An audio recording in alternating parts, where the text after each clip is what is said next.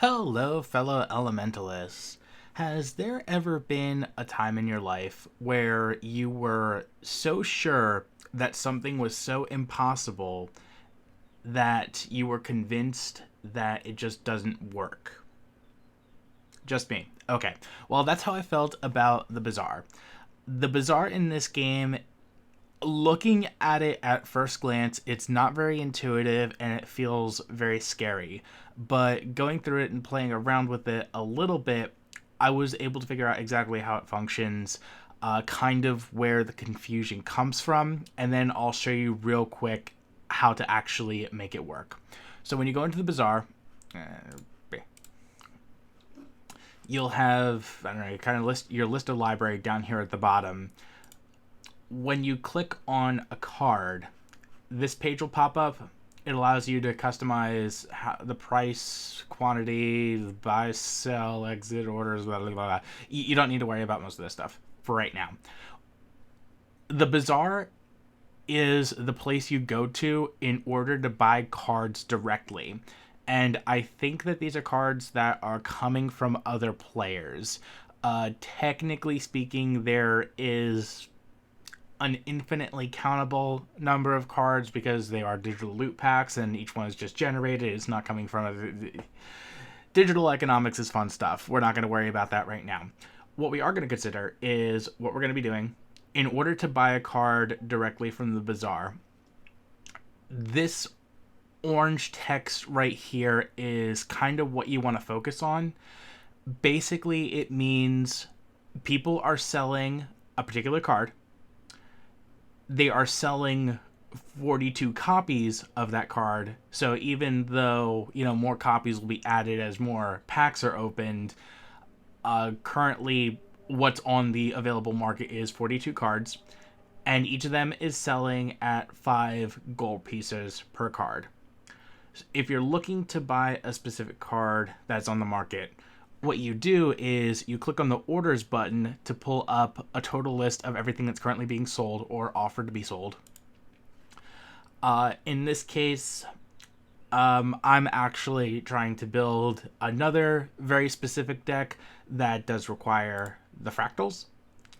I definitely didn't steal this deck from Nick.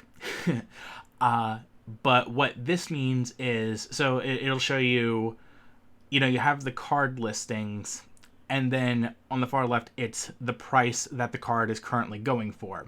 So you can click on, just any of these card names to pull up the specific card. In this case, I'm going to look to purchase a fractal.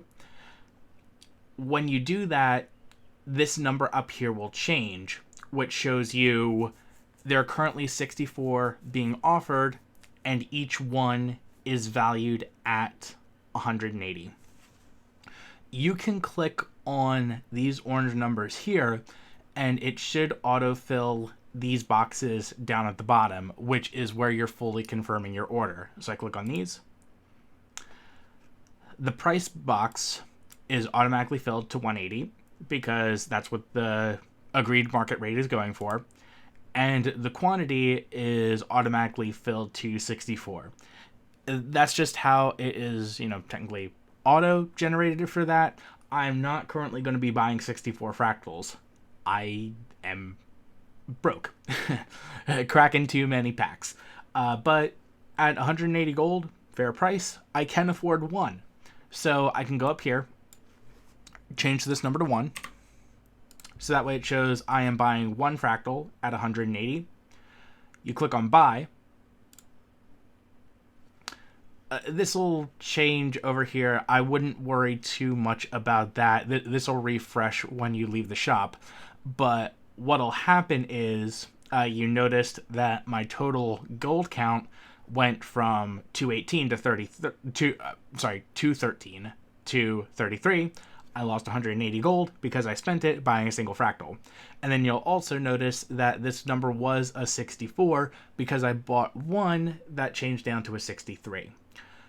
So you can exit out of the Bazaar from here. And if we go to editor,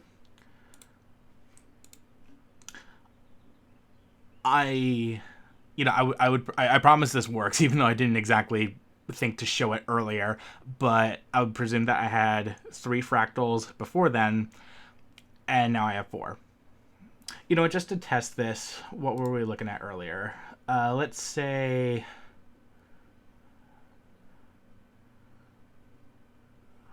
a battle axe. Battle axes are cool. Whoops.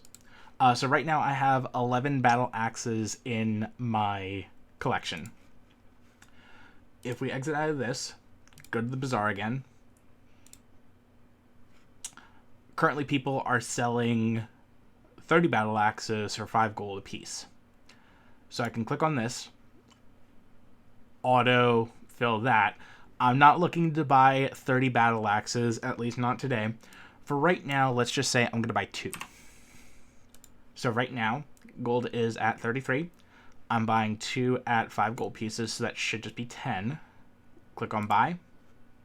Alright, so the 30 went down to 28. The 33 went to 23. Then if I exit out of this, go back to my editor, I now have 13 battle axes. So yeah, that is... there's probably ways to sell cards on the bazaar as well. That has to do with understanding a digital market and all that stuff. I'm assuming most players aren't going to be too worried about it. What they're really looking to use the bazaar for is to buy very specific cards, as opposed to, constantly cracking packs and hoping for the best. Hopefully this video shows you how you can do it.